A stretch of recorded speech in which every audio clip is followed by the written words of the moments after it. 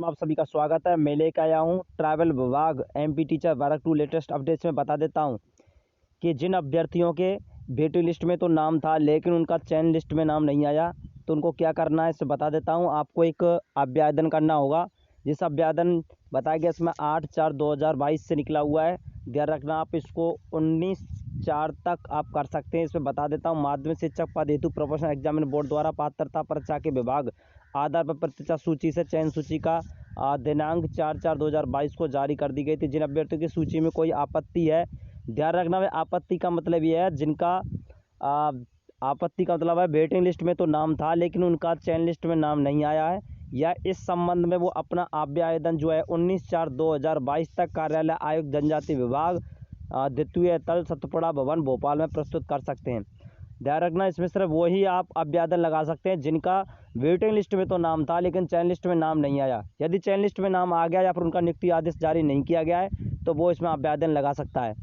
और सबसे इसमें इम्पोर्टेंट महत्वपूर्ण खबर तो ये है कि भाई आपको करना क्या होगा, इसमें आवेदन लगाने के बाद जिन अभ्यर्थियों ने इसमें आवेदन लगाया है उन्हीं का उस पर विचार किया जाएगा। इसके अलावा जो डीपीआई विभाग में 8,000 जो पदों पर जो भर्ती होगी वो ओनली केवल डीपीआई विभाग द्वारा ही होगी। ध्यान रखना, इसमें टीआरसी का कोई रोल नहीं रहेगा, टीआरसी अपनी भर्ती अलग से खुद कराएगी, तो ध्यान रखना। इसके अलावा कुछ अभ्यर्थियों की कमेंट थी कि जिनका टीआरसी विभाग में वेटिंग लिस्ट में था और वेटिंग लिस्ट में आने के बावजूद भी वो उसका चयन लिस्ट में नहीं हुआ, यदि 8,000 पदों पर डीपीआई में होगी तो क्या उनका टीआरसी से डीपीआई में भी आवेदन होगा या फिर उनका उसकी लिस्ट में नाम होगा कि या नहीं होगा।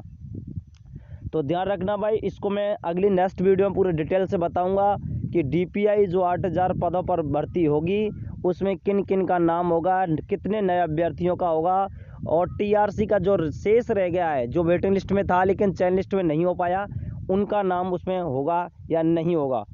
तो इसमें ये विशेष पॉइंट ध्यान रखना। पहले तो फर्स्ट बात तो ये आप 19 तारीख तक, जो 19/13 का 19 अप्रैल तक आप उसमें आवेदन लगा सकते हैं। तो मेरा कहना यही है कि जिनका वेटिंग लिस्ट में नाम है और या फिर नियुक्ति आदेश नहीं हुआ है तो वो तो आवेदन जरूर लगा ही दे। तो ध्यान रखना भाई, आप अपना आवेदन लगा सकते हैं और आवेदन लगाने के बाद इन पर विचार किया जाएगा। तो इसका फिर न्यू अपडेट जो लिस्ट बनेगी तो उसमें आपका नाम जुड़ सकता है। तो ये एक सूचना मात्र था और इसने देखने के लिए आपने समय दिया, धन्यवाद।